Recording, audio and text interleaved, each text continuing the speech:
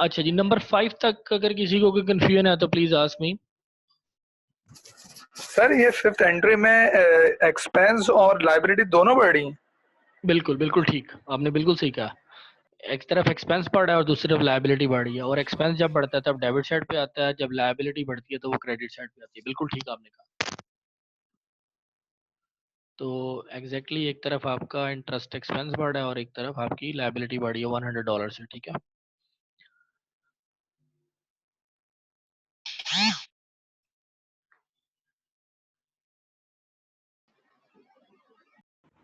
Sir फिर इसमें और वो जो हमने अनएडजस्टेड किया था उसमें मतलब ऐसा ज्यादा डिफरेंस नहीं हुआ किस में, एंट्रीज में? सर। जो मेथड है अनएडजस्टेड ट्रायल का और ये एडजस्ट ट्रायल का, जी जी, इसमें नहीं नहीं, मतलब मेथड हम तो सेम है, मेथड सेम है और चीजें भी सेम है।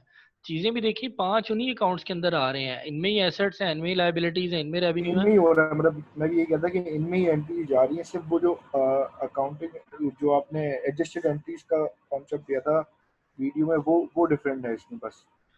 जी, एडजस्टिंग एंट्रीज असल में हम क्या कर रहे हैं कि उन्हीं अमाउंट्स को हम ऊपर नीचे कर रहे हैं ना, यानी उन्हीं अमाउंट्स में माइनस या प्लस कर रहे हैं जो पहले से अनएडजस्टेड ट्रायल बैलेंस में आ चुके हैं, या कोई ऐसी एंट्री जैसे अभी हमने की है 5वीं, इसमें इंटरेस्ट एक्सपेंस और इंटरेस्ट पेबल हमने नहीं रिकॉर्ड किया था, तो वो हमने रिकॉर्ड कर लिया। कुछ पिछले 11 महीनों की रिकॉर्डिंग वो मिस हो गई थी, तो हमने सारी पूरे साल की साल इकट्ठी के एंड रिकॉर्ड में कर ली। करती। ठीक है, तो बड़ी इंपॉर्टेंट बात है, ये दोबारा रिवाइज कर रहा हूँ कि एडजस्टेड ट्रायल बैलेंस या एडजस्टिंग एंट्री जब भी आप करते हैं तो वो मंथली बेसिस की अगर कोई रह गई है सिर्फ दिसंबर के महीने की तो वो भी एडजस्ट करेंगे। और अगर कोई ऐसी एंट्री जो पिछले पूरे 11 मंथ्स में आप करना भूल गए हैं या आपने नहीं किया और आपने ये अपना एक तय किया हुआ है कि आप पूरे साल के इकट्ठा एक्यूमुलेट करके एक ही दफ़ा ईयर एंड पे एंट्री कर देंगे, तो दोनों तरह की आपको एंट्रीज करनी पड़ती है, चाहे वो मंथली एडजस्टमेंट हो या ईयरली एडजस्टमेंट हो। ठीक है। अच्छा जी, point number, let's move towards point number 6। Point number 6 है जी, कंसल्टिंग सर्विसेज वैल्यूड एट $2,850। कहता है कंसल्टिंग सर्विसेज की जो वैल्यूड, वैल्यूड का मतलब कि आपने लागत अंदाज़ा लगाया, जो आपने कंसल्टिंग सर्विसेज दी हैं, दे चुके हैं, वो थी $2,850 की। वर रेंडर्ड, रेंडर्ड का मतलब होता है वर परफॉर्म्ड, या सर्विसेज रेंडर की जाती हैं। ठीक है, प्रोडक्ट सेल की जाती हैं और सर्विसेज रेंडर्ड की जाती हैं। ठीक है, ड्यूरिंग दिसंबर, सिर्फ किसकी, दिसंबर की, two clients who had made payment in advance, उन क्लाइंट्स को जिन्होंने हमें एडवांस में पेमेंट कर दी थी। ठीक है, अच्छा इसकी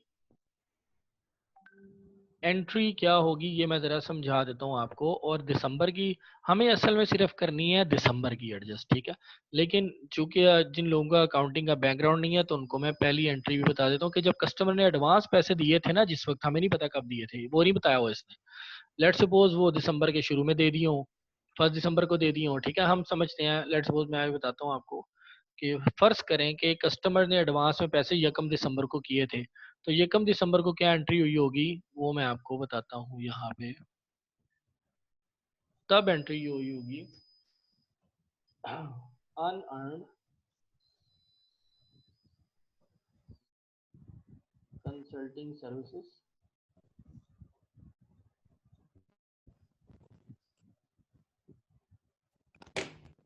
डेबिट। ठीक है, और क्रेडिट क्या होगा जी? और क्रेडिट हुआ होगा कैश। ऐसे ही है, ये सही है कि नहीं सही है, कोई मुझे बताएगा इसमें गलती है कोई?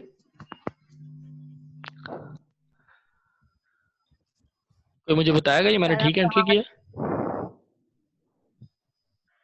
जी सर, ये सर आपने बुक सर्विसेज दे दी थी ना ना ना, मैं बता रहा और हूँ, नहीं नहीं नहीं नहीं, मैं मेरी दोबारा दोबारा बात सुने। मैं ये पूछ रहा हूँ कि लेट्स सपोज कस्टमर ने ये 2,850, कस्टमर ने 2,850 आपकी कंपनी को शुरू में दिए थे दिसंबर 1 को। ठीक है, तो दिसंबर 1 को, बॉस कैश डेबिट होगा। दिसंबर 1 की मैं एंट्री कर रहा हूँ, क्या ये मैं ठीक एंट्री कर रहा हूँ? कैश आएगा ना ज्यादा। बिल्कुल, अभी एक नहीं साहब बोल बॉस रहे थे नहीं, सर कैश डेबिट कैश होगा। डेबिट होगा। एग्जैक्टली कैश डेबिट होगा। तो शुक्र है कुछ स्टूडेंट जाग रहे हैं। मेरे साथ। तो जब 1 दिसंबर को एंट्री हुई थी ना, तब आपका कैश हुआ था डेबिट। तो ये गलत एंट्री मैंने की है, ठीक है। यहाँ पे होगा कैश डेबिट और unearned unearned consulting services credit, ठीक है। ठीक हो गया। ये कब एंट्री हुई थी? दिसंबर 1 को। और इसको हमने नहीं करना, ठीक है। ये सिर्फ मैंने आपको समझाने के लिए की है कि दिसंबर 1 को ये एंट्री की थी जब हमने कस्टमर से एडवांस में पैसे लिए थे। Two clients who had made payment in advance, जिन्होंने हमें एडवांस में पैसे दे दिए थे, तो हमने ये एंट्री की थी। क्लियर होगी बात? यहाँ तक क्लियर है? यहाँ तक सबको क्लियर है? इसका कोई मसला तो नहीं है, ताकि मैं आगे मूव कर सकूँ, ठीक है। दिसंबर 1 की एंट्री थी, ये आपको सिर्फ समझाने के लिए, ये आपने एग्जाम में नहीं करनी, ठीक है। जी दिसंबर की है, अब 31 दिसंबर की, हमें तो एक्चुअल में 31 दिसंबर की एंट्री करनी है। तो लेट्स मूव टूवर्ड दिसंबर 31। अब हम यहाँ पे लिखते हैं दिसंबर 31 की एंट्री, ठीक है जी। अच्छा देखिएगा, बड़ी आसान है, बहुत ही आसान है, ये जरा समझ लें सिर्फ कि थीम क्या है। जब आपने एडवांस ले लिया था कैश में, कैश तो आपके पास आ गया, तो ये अनअर्न्ड कंसल्टिंग सर्विसेज, ये आपकी, मैंने बताया कि अनअर्न्ड जिसके साथ आ जाए उसका क्या मतलब होता है। ये क्या है 5 मेन अकाउंट्स में से? वेरी गुड जी, आपकी लायबिलिटी है, बड़ी इंपॉर्टेंट। आपने आपकी कमाई ये हलाल नहीं है, ठीक है। अब आपने इसको हलाल करना है, यानी कैसे हलाल करेंगे? ये अपनी लायबिलिटी अदा करके। तो जब दिसंबर 31 को ये आप अपनी सर्विसेज दे देंगे, सर्विसेज दे दी, वो कह रहा है दिसंबर 31 को इतनी जितनी $2,850 की, तो ये लायबिलिटी कम हो जाएगी, आपकी लायबिलिटी खत्म हो जाएगी ना $2,850 की। जब ये लायबिलिटी डिक्रीज होगी तो किस साइड पे आ जाएगी? डेबिट साइड पे, ठीक है। कंसल्टिंग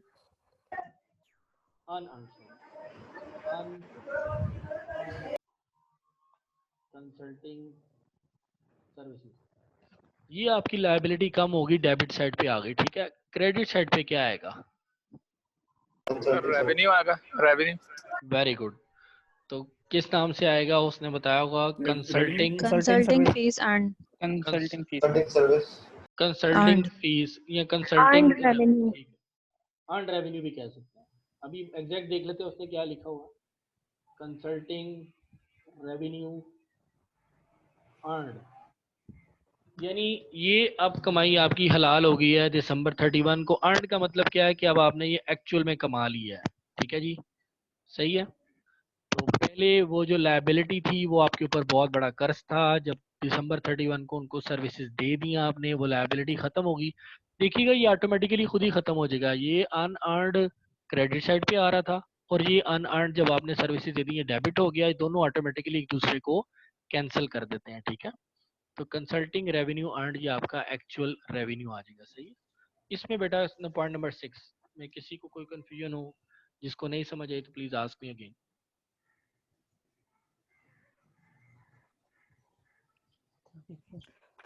सर अर्न यानी कि अभी आपने उसे अर्न नहीं किया तो वो लायबिलिटी कैसे हो रही है? एग्जैक्टली आपकी लायबिलिटी है ना अनअर्न्ड। अनअर्न्ड का मतलब मतलब देखिए, मैं कहीं और ट्यूशन पढ़ाने लायबिलिटी इस तरह से होगी कि अगर आप उसको पूरा नहीं करेंगे, उस अपनी उस जो आपकी बिल्कुल। ऑब्लिगेशन है, तो वो आपको पैसे वापसी करना पड़ेंगे। एग्जैक्टली जो ऑब्लिगेशन है, आपने कैश रिसीव किया है वो आपको रिटर्न करना पड़ेगा। बिल्कुल बिल्कुल ठीक। यहाँ पे अनअर्न्ड कंसल्टेंसी सर्विसेज जो हैं वो कंज्यूमर के एंड से देखी जा रही है कि कंज्यूमर ने नहीं लिए हैं अभी तक। ना ना ये ना ना हमारे ना end से नहीं। ना ना ना ना मेरी आपने बात सर्विसेज प्रोवाइड नहीं किया अभी तक।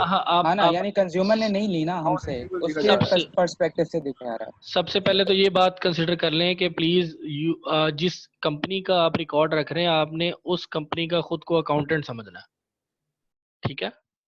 तो you have to consider yourself the accountant of that company. तो ये नहीं जिस सर, कंपनी की अकाउंटेंट जिस तो मैं अपने कंपनी आप को ही समझ रहा हूँ। ये देखिएगा जी, ये कंपनी है ना इंटरनेट कंसल्टिंग सर्विसेज। हम एंट्रीज करते हुए अपने आप को इस कंपनी का अकाउंटेंट समझेंगे, ठीक है। फिर हमें सही थीम समझ आएगा कि हमने इस कंपनी के पॉइंट ऑफ व्यू से देखना है, ठीक है। मैं अनअर्न के वर्ड को डिफाइन कर रहा हूँ कि यानी कंज्यूमर ने सर्विसेज हमारी अर्न नहीं की, यही मतलब है ना। ये हमारी सर्विसेज छोड़ेंगे, ना ना हमें लेनी है किसी से, ना ना हमें ना देनी है किसी को। नहीं नहीं, मैं दोबारा बता रहा हूँ, कंज्यूमर ने अर्न नहीं की, आपने, हमारी कंपनी ने अर्न नहीं की, हमारी कंपनी के लिए अभी तक अनअर्न्ड है, ठीक है। पहली में दिसंबर 1 को ये हमारी कंपनी के लिए अनअर्न्ड है, और जब हम सर्विसेज दे देंगे तो यही किस में हो जाएंगी, अनअर्न्ड कन्वर्ट हो जाएंगी अर्नड में, ठीक है। ये हराम और हलाल का समझ लिया अभी। ये हराम थी हमारी कंपनी के लिए कमाई, जब हमने सर्विसेज दे दी तो ये अर्नड हो गई, ये हलाल होगी हमारे लिए, ठीक है। ठीक है सर। जी पॉइंट नंबर 6 में और कोई कंफ्यूजन, कोई डिस्कशन करना चाहे तो बेटा ये बहुत इंपॉर्टेंट पॉइंट है कि जिसमें आप लायबिलिटी को कन्वर्ट कर रहे हैं इनटू रेवेन्यू। लायबिलिटी आपकी खत्म हो रही है, ठीक है जी। ये लायबिलिटी जो थी ना आपकी अनअर्न्ड कंसल्टिंग सर्विसेज, ऑटोमेटिकली जब ये डेबिट हो जाएगी ना, ये एक दूसरे को ऑटोमेटिकली कैंसिल कर देते हैं, एक दूसरे के इफेक्ट को कैंसिल कर देते हैं। तो लायबिलिटी एक्चुअली किस में कन्वर्ट हो रही है, आपकी रेवेन्यू में, जो आपने असल में कमा लिया है, अर्न कर लिया है, ठीक है। तो ये बड़ी इंपॉर्टेंट एंट्री है, how to convert liability into revenue, ठीक है, इनटू एक्चुअल रेवेन्यू, ठीक होगी बात। ये बड़ी सिंपल सी बात है। जैसे मोस्टली होम ट्यूशन वगैरह पढ़ाते हैं, तो होम ट्यूशन में टीचर्स जो है नॉर्मली एडवांस में पैसे ले लेते हैं, ठीक है। तो एडवांस में पैसे लेके पूरा महीना उन्होंने पढ़ाना होता है अभी, तो या आप अपनी ऑफिस से एडवांस सैलरी ले लेते हैं 1 मंथ की, कोई आपको जरूरत पड़ती है तो आपको, आप लायबल हैं उनको सर्विसेज देने के लिए, सही है, जस्ट लाइक दैट, ठीक है जी। मूव करें आगे। अच्छा जी पॉइंट नंबर 6 हमारा हो गया clear, so let's move towards point number 7, ठीक होगी जी बात। अच्छा जी पॉइंट नंबर 7 देखिएगा, it is the custom of the firm to bill clients only when consulting work is completed. ये कंपनी का कस्टम है, कंपनी की रिवायत है कि वो बिल्स तब भेजती है जब वो सर्विसेज दे चुकी होती है, when consulting work is completed, ठीक है ना। और in the case of prolonged engagements, या कंपनी की अगर किसी जगह पे लंबी इंगेजमेंट्स चल रही हैं एट मंथली इंटरवल्स, तो फिर वहां पे किस जगह भेजे जाते हैं, मंथली इंटरवल्स के बाद बिल भेजे जाते हैं। ये तो जनरल उसने इंट्रोडक्शन बताया कंपनी का, असल में कंपनी किस कस्टम पे, किस रिवाज पे, रस्म रिवाज को फॉलो कर रही है। कह रहा है नॉर्मली वो सर्विसेज देने के बाद बिल भेजते हैं, ठीक है। और जहाँ लंबी इंगेजमेंट्स होती हैं, साल 2 साल 3 साल की, तो वहाँ फिर मंथली बेसिस पे मंथली सर्विसेज दे के, जितनी मंथली होती है तो मंथ बाय मंथ उनको बिल भेजते रहते हैं। अच्छा अब आगे पते की बात कर, at December 31 consulting services valued at $11,000 had been rendered to clients।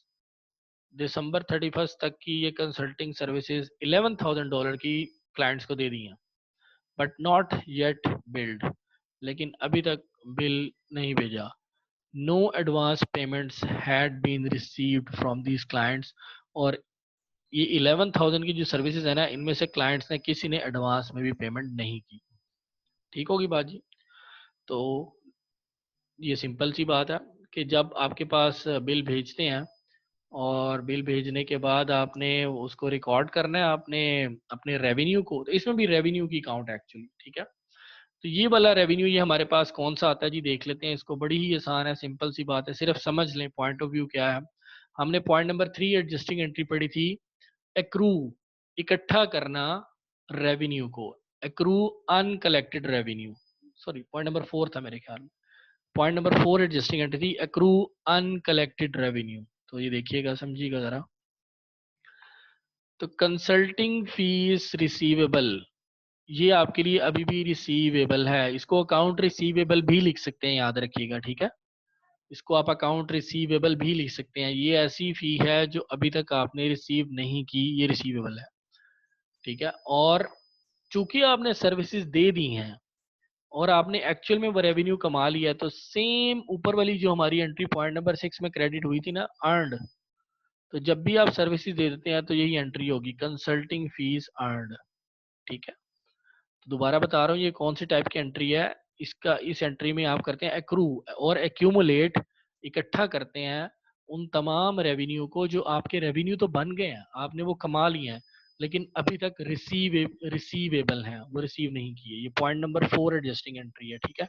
तो कंसल्टिंग फीस रिसीवेबल, और इसको आप अकाउंटिंग रिसीवेबल भी लिख सकते हैं, अकाउंट्स रिसीवेबल भी लिख सकते हैं, और कंसल्टिंग फीस अर्नड, ये आपका एक्चुअल रेवेन्यू बन गया है, आपकी कमाई हलाल है, लेकिन आपने सिर्फ इसको रिसीव करना बाकी है। आप देखें वो कस्टमर कब देते हैं, क्योंकि अभी तक आपने उनको बिल नहीं भेजा ना, उसने बताया, तो जैसे ही बिल भेजेंगे वो पैसे दे देंगे। ठीक होगी बात? सर तो कंसल्टिंग फीस रिसीवेबल में हमारी लायबिलिटी कम हो गई एक तरह ना से। ना ना ना ना बेटा, कोई लायबिलिटी नहीं है इधर, तो लायबिलिटी जनरेट ही नहीं हुई। देखिएगा, देखिए सर मेरी इसमें बात, एसेट और रेवेन्यू दोनों बढ़े ना सर? बिल्कुल। पॉइंट नंबर जो नंबर 4 हमारी एडजस्टिंग एंट्री थी ना, उसके एक तरफ एसेट बढ़ेगा और एक तरफ आपका रेवेन्यू बढ़ेगा। ठीक है, ये पॉइंट नंबर 4 एडजस्टिंग एंट्री थी। 4 एडजस्टिंग एंट्री ना, तो चौथी एडजस्टिंग एंट्री आप देखिएगा लाजमी, उसमें लिखा हुआ है कि एक्यूमुलेट करना, एक्रू करना रेवेन्यू को अर्न, जो अर्न हो चुका है। इसमें तो अनअर्न की बात ही नहीं हुई। जहां अनअर्नड आएगा ना, वहां लायबिलिटी आएगी बेटा। इसमें तो कोई अनअर्नड आया नहीं है, कोई लायबिलिटी आई नहीं है। वो कह रहा है कि उसने पहले कस्टम, कंपनी के कस्टम बताए हैं। कंपनी की रिवाज ये है कि कंपनी या तो सर्विसेज दे के बिल दे देती है इकट्ठा, ठीक है ना, वो अपने क्लाइंट्स को नॉर्मली, यही उसकी नॉर्मली उसकी रिवाज है कंपनी का, उसके कस्टम्स है ये। तो यहाँ अगर बहुत लंबा प्रोजेक्ट होता है तो फिर मंथली बेसिस पे जैसे जैसे सर्विसेज देते जाते हैं उनको बिल करते जाते हैं। अब दिसंबर 31 तक की, पूरे दिसंबर की 11,000 की सर्विसेज दे चुके हैं, ठीक है, लेकिन अभी तक कलेक्ट नहीं की। तो कंसल्टिंग फीस रिसीवेबल आपका एसेट बढ़ गया, एक तरफ आपका एसेट इंक्रीज हो गया और एक तरफ आपका रेवेन्यू इंक्रीज हो गया। ठीक है, आप पूछे बेटा, डिस्कशन करें, शाबाश। जिसको नहीं समझ आती पूछा करें, मुझे अच्छा लगता है बेटा, आप लोगों के पॉइंट्स क्लियर होते हैं। ठीक है सर पॉइंट 6 और 7 में डिफरेंस क्या है? हाँ जी बेटा, ये मैं क्लियर कर देता हूँ। पॉइंट 6 में हमने किया है कन्वर्ट, अपनी लायबिलिटी को खत्म करके उसको रेवेन्यू में कन्वर्ट किया है। ठीक है, और हमारी लायबिलिटी क्या थी ये बेटा? अनअर्न थी। ये क्लियर है आपको? अनअर्न यस थी ना, सर। ठीक है। जी हमने सर।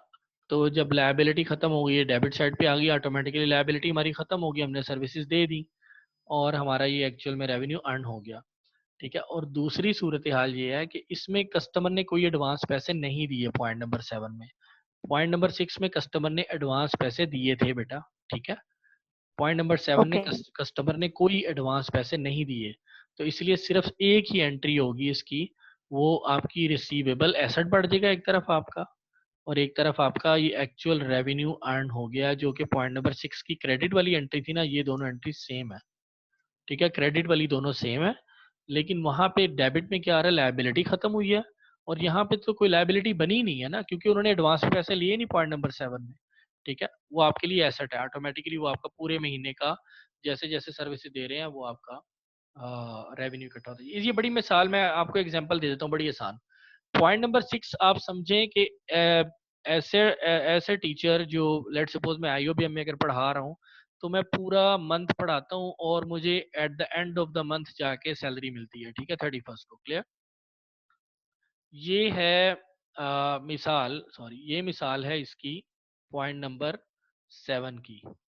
पॉइंट नंबर 7 की मिसाल क्या है कि ऐसा टीचर जो पूरा मंथ पढ़ा लिया, उसने पूरा मंथ दिसंबर 1 से लेकर 31 तक पढ़ा लिया, और सैलरी उसको कब मिलेगी?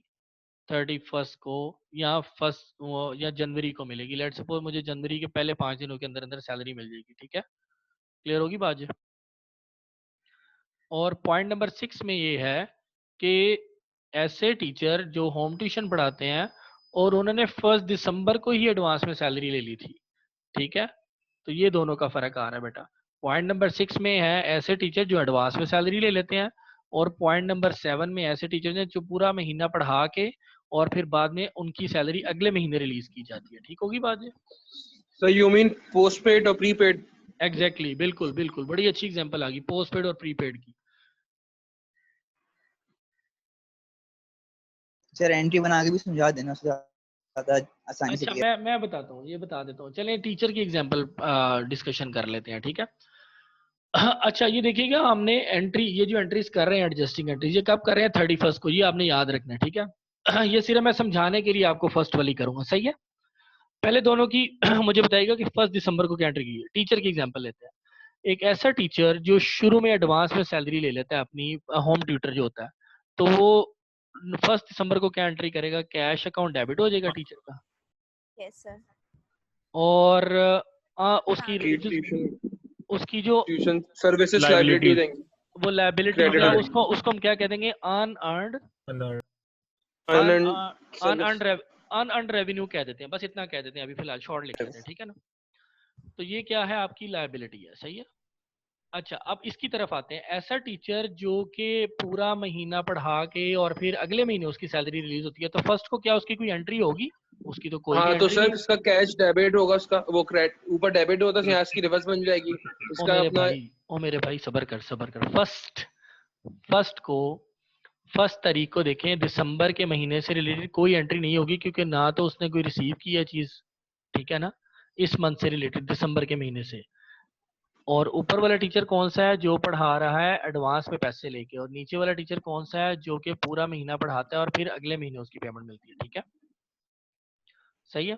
इसको और आसान कर लेते हैं, मैं बता देता हूँ। लेट्स सपोज कि अभी रिसेंटली एक टीचर ने पढ़ाना शुरू किया, नई जॉब शुरू की, एक एडवांस में सैलरी ले रहा है, ठीक है ना, और एक कब ले रहा है, पूरा महीना पढ़ा के नेक्स्ट मंथ में सैलरी ले रहा है, ठीक है। तो ये जो एडवांस में सैलरी ले रहा है उसको तो पैसे मिल गए, वो तो एंट्री करेगा, ठीक है। लेकिन जो टीचर ने अभी पढ़ाना शुरू किया है और वो पैसे उसको कब मिलेंगे, 31st को, वो कोई एंट्री करेगा? वो बिल्कुल कोई एंट्री नहीं करेगा, ठीक होगी बात, इतना क्लियर हो गया। फिर सर अब एक बात पूछूं आपसे? जी जी। सर उसने कैश नहीं लिया, ठीक है, लेकिन उसने पढ़ाना तो शुरू कर दिया, सर्विस तो देना शुरू कर दी ना उसने, उसकी फिर भी एंट्री नहीं बनेगी? नहीं, कोई ट्रांजेक्शन ही नहीं ना हुई, कोई सही लेन देन के मामला ही नहीं ना हुए कोई भी। जब तक पैसा तब तक कैसे होगा सर? हाँ, अच्छा, अब 31st की दोनों की क्लियर करते हैं जाके। 31 दिसंबर आ गया, पूरा महीना खत्म हो गया, ठीक है। अच्छा, इसकी एंट्री क्या होगी? जो टीचर एडवांस में पैसे ले लिए इसने, इसकी लायबिलिटी खत्म हो गई ना पूरे महीने की, ठीक है। तो आप बताएं, आप लोग, इसकी लायबिलिटी क्या हो जाएगी? अब आप लोग बताएं। कम हो जाएगी कंसल्टिंग फीस सर, डेबिट हो जाएगी सर। अब ये रेवेन्यू बन जाएगा। अनअर्न्ड रेवेन्यू आपका, ये लायबिलिटी कम हो गई, ठीक है। ये पहले क्रेडिट की हुई थी, क्योंकि ये लायबिलिटी बढ़ी थी तो क्रेडिट साइड पे आई थी, अब लायबिलिटी कम हुई है तो डेबिट साइड पे आ जाएगी, ठीक है। लायबिलिटी कम होती है तो डेबिट साइड पे आ जाती है। तो क्रेडिट क्या होगा यहाँ पे, आपका रेवेन्यू अर्न आ जाएगा एक्चुअली, ठीक है। RE मैं लिख देता हूँ, ये असल में उस टीचर ने अब ये कमा लिया, ये उसकी हलाल कमाई हो गई है, इसलिए रेवेन्यू अर्न, एक तरफ रेवेन्यू बढ़ गया और एक तरफ लायबिलिटी कम हो गई, ठीक हो गई। ये इस टीचर की बात समझ आ गई, जिसने एडवांस में पैसे लिए थे, उसकी एंट्री एडजस्ट करना आ गई आपको 31 दिसंबर को। उसकी एक तरफ लायबिलिटी कम हो रही है और रेवेन्यू इंक्रीज हो गया, क्लियर। अब दूसरे टीचर की पहले बात सुन लें। मैंने बताया था कि सेकंड टीचर वो है जो पूरा महीना पढ़ाता है, लेकिन उसकी सैलरी नेक्स्ट मंथ में मिलेगी। तो 31 दिसंबर को तो इसको सैलरी मिली नहीं है, इसको सैलरी मिलनी है कब? जनवरी में जाके, ठीक है। लेकिन 31 दिसंबर को इसने रेवेन्यू अर्न कर लिया है, अपनी लायबिलिटी अदा कर चुका है, ये बात क्लियर है, ठीक है। इसने पूरा महीना सर्विसेज दे दी हैं, पूरा महीना। तो पूरा महीना जो इसने सर्विसेज दे दी है और अपना रेवेन्यू 31 दिसंबर तक अर्न कर लिया है, कमा लिया, उसकी कमाई हलाल हो गई 31 दिसंबर तक। तो 31 दिसंबर को जो देखिएगा ऊपर वाली एंट्री में रेवेन्यू अर्न क्रेडिट हुआ था, रेवेन्यू अर्न होगा और कैश डेबिट होगा। रेवेन्यू अर्न तो क्रेडिट ही होगा, बिल्कुल ठीक बताया, क्रेडिट ही होगा। डेबिट साइड पे क्या आएगा ये बताएं? कैश तो मिला नहीं ना, कैश तो जनवरी में मिलना है मेरे भाई, कैश डेबिट होगा। कैश तो भाई जनवरी में मिलना है, रिसीवेबल होगा सर। एसेट डेबिट होगा सर, एसेट। ये बड़ी अच्छी बात है, ये बड़ी अच्छी बात है, ये रिसीवेबल डेबिट होगा, ठीक है।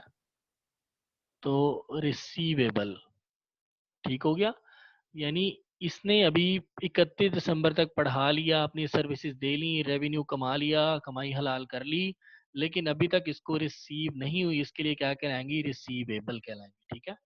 तो दोनों एंट्रीज आपको क्लियर हो गई। एक ऐसा टीचर जो एडवांस में पढ़ा रहा है, उसकी 31 दिसंबर को क्या एंट्री होगी, और ऐसा टीचर जो एडवांस में नहीं पढ़ाता पैसे लेके, बल्कि पहले सर्विसेज प्रोवाइड करता है और फिर उसकी पैसे कब लेता है? अगले महीने के पहले वीक में, अगले महीने के, जैसे हमारी सैलरी नॉर्मली फर्स्ट वीक में या फर्स्ट 10 डेज के अंदर अंदर आ जाती है, ठीक हो गई बात। तो ये पॉइंट नंबर 6 और 7 बिल्कुल यही था। पॉइंट नंबर 6 में ये था कि इस कंपनी ने एडवांस में पैसे ले लिए थे कस्टमर से, उसकी एंट्री क्या होगी। और पॉइंट नंबर 7 ये था कि कंपनी बिल जो है ना वो सर्विसेज दे चुकी है एडवांस में, सर्विसेज प्रोवाइड कर चुकी है, लेकिन कुछ भी एडवांस में नहीं लिया था, और अभी वो एडवांस में नहीं लिया, इसीलिए इसके लिए क्या है, ये रिसीवेबल है, अभी उसने रिसीव करना है, लेकिन उसने अपना रेवेन्यू कमा लिया, इसलिए रेवेन्यू अर्न के नाम से आएगा। क्लियर? पॉइंट नंबर 6 और 7 क्लियर हो गया आपको? बस सिंपल याद रखिए, पॉइंट नंबर 6 में उसने एडवांस में पैसे लिए थे और पॉइंट नंबर 7 में एडवांस में पैसे नहीं लिए। क्लियर? ये दोनों का फर्क था। और पॉइंट नंबर 6 जो था, ये आपका जो एडजस्टिंग एंट्रीज जो 4 मैंने समझाई थी, वो समझाने का था कि लायबिलिटीज को कैसे कन्वर्ट करते हैं रेवेन्यू में। और पॉइंट नंबर 7 जो है, ये आपका एडजस्टिंग एंट्रीज की कैटेगरी नंबर 4 है, कि हाउ टू एक्यूमुलेट और how to accrue uncollected revenue. ठीक है? और ये जो है ना पॉइंट नंबर 6 वाली, ये आपकी एडजस्टिंग एंट्रीज की टाइप नंबर 2 है, क्योंकि 4 टाइप्स हैं एडजस्टिंग एंट्रीज की। ठीक है? तो ये टाइप नंबर 2 में आ रही है और ये टाइप नंबर 4 में आ रही है। ठीक है? ये जरा इसको रिवाइज कर लीजिएगा, आपको क्लियर हो जाएगा, वहाँ बेस बताई हुई है। अच्छा जी, पॉइंट नंबर 8 की तरफ चलते हैं जनाब, आगे इजी है। पॉइंट नंबर 8 इस पॉइंट नंबर 8 क्या है, salaries earned by employees, salaries employees ने अर्न कर ली हैं but not paid as of December 31, amount $1,700।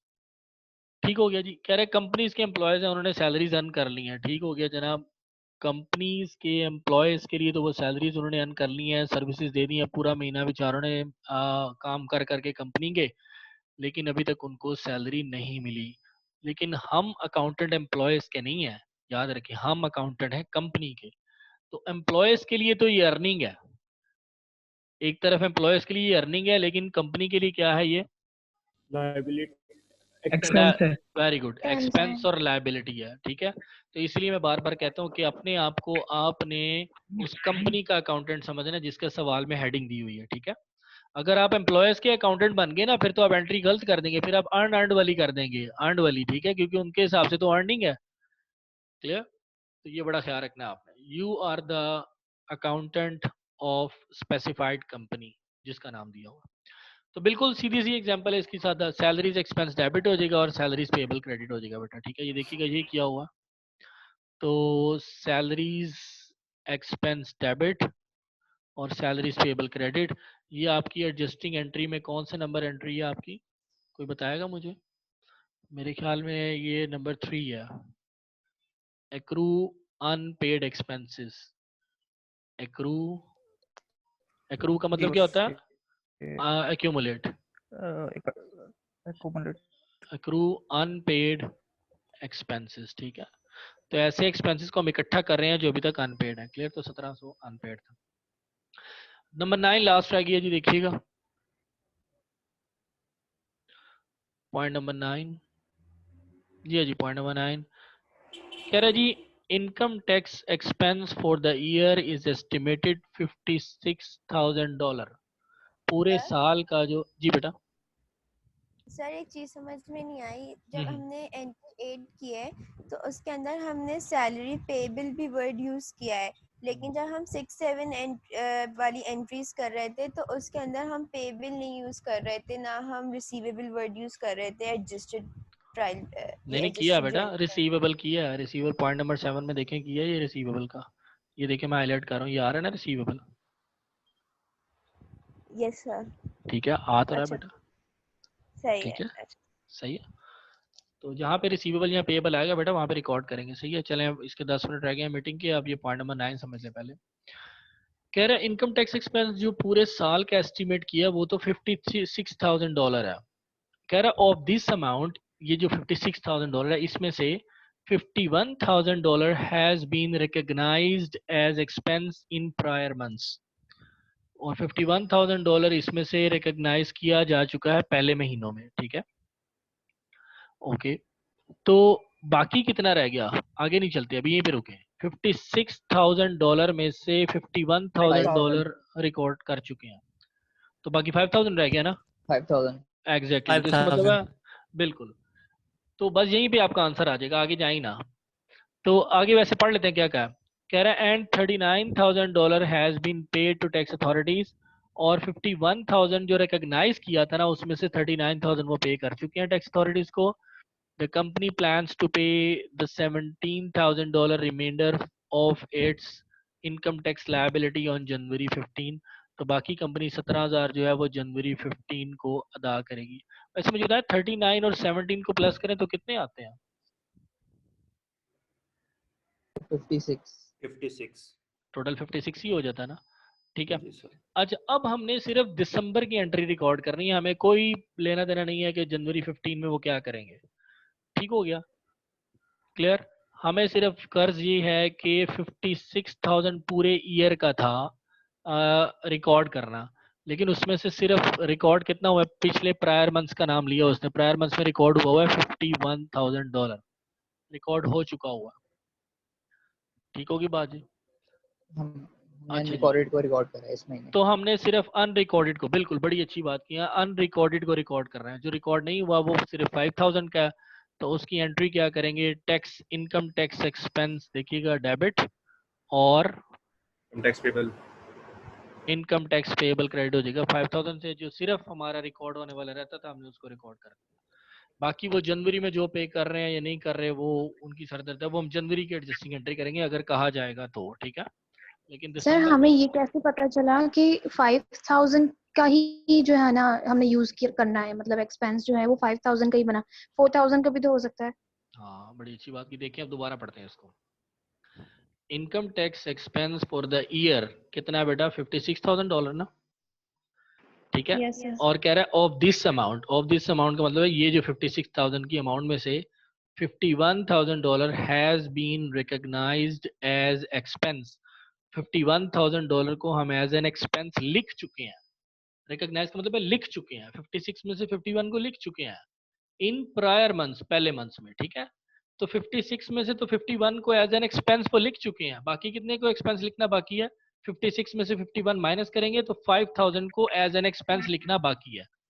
तो वो बड़ी अच्छी भी किसी ने स्टूडेंट ने कहा ना कि जो अनरिकॉर्डेड है या जो अभी तक लिखा नहीं है, तो 51 को तो ये देखो उसने खुद लिखा हुआ है एज एक्सपेंस, आप लिख चुके हो। रिकॉग्नाइज का मतलब होता है लिखना अकाउंटिंग में। ठीक है, तो आप उसको 51,000 को एज एन एक्सपेंस लिख चुके हुए हो, सिर्फ 5,000 की अमाउंट को लिखना बाकी रह गया। वो आपने कैसे निकाला, इसमें से अमाउंट को माइनस करके, सिंपल। ठीक है। अच्छा, फॉर एग्जांपल सर अभी हम जैसे दिसंबर पे हैं, लेकिन अगर हम नवंबर पे होते तो हमारा ये अमाउंट ज्यादा होता, मतलब 5,000 से ज्यादा होता, तो हमें कैसे पता चलता कि कितना डिस्ट्रीब्यूट करना है 2 महीनों में? अगर वो आपको कहता कि आप सिर्फ नवंबर का नोट करें, और नवंबर में भी लेट सपोज अगर वो कहता है कि टोटल 56,000 है और अभी तक रिकॉर्ड सिर्फ हुआ है 45,000, लेट सपोज 45,000। ठीक है, या वो आपको ये कह के जाता है कि यार हर महीने का आपने तकरीबन 6,000 रिकॉर्ड करना है, या ये स्टेटमेंट दे के जाता है। ठीक है, तो फिर आप उसके मुताबिक एंट्री करते हैं बेटा, वो आपने स्पेसिफिक उस एक महीने का कैलकुलेट करना है। ठीक है जी बेटा, ये पॉइंट नंबर 9 हमारा क्लियर हो गया। इसमें किसी को कोई कंफ्यूजन हो तो बताएं प्लीज। तो ये हमारी एंट्री जो है पॉइंट नंबर 9 की ये है, ये 8 और 9 सेम ही है। हमारी एडजस्टिंग एंट्री नंबर 3 जो हमारी 3 है कि अक्रू कर रहे हैं, हम एक्यूमुलेट कर रहे हैं अनपेड एक्सपेंसेस को। ठीक हो गया जी, ये आपने कर लिया इसमें ए पार्ट में। ठीक है, बी पार्ट बड़ा ही आसान है। जब आप एंट्रीज कर लेंगे ना, और आपने इन अकाउंट्स में एंट्रीज की होंगी, आप देखिएगा खुद ही, हमने इन अकाउंट्स की एंट्रीज रिलेटेड की है, सही है। उसमें आप क्या करेंगे, फिर आपने अनएडजस्टेड ट्रायल बैलेंस को एडजस्टेड में कैसे कन्वर्ट करना है, ये बड़ा ही आसान तरीका, बहुत आसान। जब आप एंट्रीज ठीक कर लेंगे ये बहुत आसान। देखिएगा जो आपके पास अनएडजस्टेड ट्रायल बैलेंस, इसका फर्स्ट कॉलम है, तो अनएडजस्टेड ट्रायल बैलेंस की जो अमाउंट्स आ रही हैं, ये अमाउंट्स उसने दी हुई हैं। हमने सिर्फ वो अकाउंट्स उठाए हैं अनएडजस्टेड में से, याद रखें हमने सिर्फ वो अकाउंट्स उठाए हैं जिनमें चेंजेस आई हैं। ठीक है, यानी जो डेबिट और क्रेडिट पे चेंजेस आई हैं ना, ये मैं बता देता हूँ। ये आप एंट्रीज देखेंगे। ठीक है, तो जो रेंट एक्सपेंस वाला अकाउंट उठा लेंगे, प्रीपेड ऑफिस रेंट वाला अकाउंट उठा लेंगे, यानी जो जो यहाँ पे आ रहे हैं आपने सिर्फ वो वाले उठा लेने हैं। ठीक है, क्लियर होगी बात? सर ऊपर गिवन भी तो दिए हुए जिनमें करेक्शन करनी है सवाल में, तो डायरेक्ट वहीं से देख के लिख लेते हैं। जी बिल्कुल ऐसे ही है, यहाँ से देख के लिख लें। यहाँ अगर पे ये लिखे हुए हैं उसने ना, ये लिखे हुए हैं एग्जैक्टली, तो आप यहाँ से देख के लिख लें, बिल्कुल ठीक है। तो अगर ये ना भी गिवन हो तो आप सिर्फ वही अकाउंट उठाएंगे जो आपने जिनमें चेंजेस किए हैं, यानी जिसकी एंट्रीज की हैं, सिंपल। ठीक हो गया। तो अब देखिएगा इसमें क्या करेंगे, जो चीज़ प्लस हो रही होगी उसकी प्लस कर देंगे, जो चीज़ माइनस हो रही है उसको माइनस कर देंगे, ठीक है। और ये देखिएगा कह रहे कंसल्टिंग फीस अर्नड है, ये आपके पास पहले की पड़ी हुई है, इतनी अमाउंट जो अनएडजस्टेड में शो हो रही है। और इसमें 6 नंबर एंट्री उसने देखें आपको हिंट दिया है, 6 नंबर एंट्री और 7 नंबर एंट्री में ये दो मजीद अमाउंट ऐड हो गई हैं। तो ऐड होके अमाउंट कितनी आ गई है, टोटल $2,71,000 आ गई है, $71,030 आ गई, ठीक है। इसी तरह सैलरीज एक्सपेंस की पहले कितना पड़ा हुआ है, $88,820 पड़ा हुआ है। और एंट्री नंबर 8 में मजीद इसमें सैलरीज एक्सपेंस ऐड हो गया 1700 का, तो ये टोटल अमाउंट कितनी हो गई 90। अच्छा देखिएगा हर आइटम के नीचे डबल लाइन आ रही है, इट मीन्स कि ऊपर वाली अमाउंट का नीचे वाली अमाउंट से कोई रिलेशन नहीं है, ठीक है। ये कोई प्लस माइनस नहीं होनी आपस में, ये वाली अमाउंट जो आ रही है, सही है। और टेलीफोन एक्सपेंस देखिएगा पहले कितना था 2550, इसमें कोई चेंजेस नहीं हुई, देखिए उसने हमारे पास कोई एंट्री नहीं ना आई टेलीफोन एक्सपेंस की, तो नहीं लिखने की जरूरत है, ठीक है। रेंट एक्सपेंस आपका 22,000 था और रेंट एक्सपेंस की एंट्री आई है मेरे ख्याल में, हाँ पॉइंट नंबर 1 में शुरू में ही आई थी, तो $2,100 की एंट्री उसने उसमें मजीद ऐड की है, तो आपके पास $24,100 आ गया, ठीक है। इसकी मैंने एग्जांपल दी थी, मैंने आपको कहा था याद रखिएगा सप्लाईज आपके पास एक्सपेंस 1600 का था और मजीद 150 का ऐड हो गया, कितना हो गया 1750 हो गया, ठीक है। Dues and subscription expenses, dues and subscription expenses आपके पास 560 के थे और मजीद 50 के ऐड हो गए, कितने आ गए हैं 610 आ गए हैं। अच्छा जी, और आपके पास डेप्रिसिएशन एक्सपेंस है इक्विपमेंट का, ये क्यूमुलेटेड डेप्रिसिएशन है, ये सॉरी पूरे पिछले 11 महीनों का था, ये मैंने मल्टीप्लाई करवाया था कि 600 को 11 से मल्टीप्लाई करें तो 6600 ही आता है, और उसमें दिसंबर का ऐड कर देंगे तो टोटल 12 महीने का बन जाएगा 7200, क्लियर। और मिसलिनियस एक्सपेंसेस की कोई एग्जांपल नहीं आई, इसलिए इसमें नल लिखा हुआ है, कोई आई नहीं है। 8-9 जो हमने ट्रांजेक्शन पढ़ी हैं। इंटरेस्ट एक्सपेंस पहले का कोई नहीं था, है ना, पहले नहीं शो हो रहा था, अनएडजस्टेड में कहीं भी इंटरेस्ट एक्सपेंस नहीं आ रहा था, ये पूरे 12 महीने का $100 से ऐड होके आपके पास ये आ जाएगा। और इनकम टैक्स एक्सपेंसेस आपके 51,000 के रिकॉग्नाइज हो चुके हुए थे, यही हमने समझा ना लास्ट में, वो पहले रिकॉग्नाइज हो चुके हुए हैं, और इस महीने के $5,000 ऐड होके टोटल आ जाएंगे $56,000 यहाँ पे आ जाएंगे, ठीक है। यहाँ पे कोई बेटा कंफ्यूजन सर जिस तरीके से हम ऊपर डेबिट क्रेडिट को हम बैलेंस कर लेते हैं तो हमें पता चलता है कि हम सही जा रहे हैं, तो सर एडजस्टेड ट्रायल बैलेंस के अंदर कोई ऐसी ट्रिक है कि हमें पता चल जाए कि हम सही जा रहे हैं बिल्कुल? और इसका जब ट्रायल बैलेंस बनाएंगे ना फाइनल, तो उसका बैलेंस इक्वल आना चाहिए ट्रायल बैलेंस का, ठीक है। जब आप एडजस्ट कर देंगे ना दोबारा ट्रायल बैलेंस में सारी आइटम, तो उसका भी बैलेंस इक्वल आना चाहिए। सर ये अमाउंट जो अनएडजस्टेड का एडजस्टमेंट है ये ऐड होगा हमेशा, ये एडजस्टमेंट वाली लेस भी हो सकती है? यहाँ पे ऐड हो रही है क्योंकि ये सारे एक्सपेंसेस हैं, तो नॉर्मली ऐड हो रहे हैं, लेकिन अगर एसेट की अमाउंट अगर कोई पकड़ लेंगे ना एसेट का, अब देखो यहाँ प्रीपेड वाला कोई नहीं आया क्योंकि उसने पूछा ही सिर्फ एक्सपेंसेस को ऐड करें और इनकम स्टेटमेंट की, ये सारी इनकम स्टेटमेंट की आइटम्स हैं, ये सारी किसकी हैं, इनकम स्टेटमेंट की आइटम्स है, रेवेन्यू और एक्सपेंसेस, ठीक है। अच्छा ये आपकी मीटिंग का टाइम एंड हो रहा है, प्लीज दोबारा ज्वाइन कर लें जरा, ठीक है, ताकि और डिस्कशन कर लें अगर किसी को कंफ्यूजन है, ठीक है।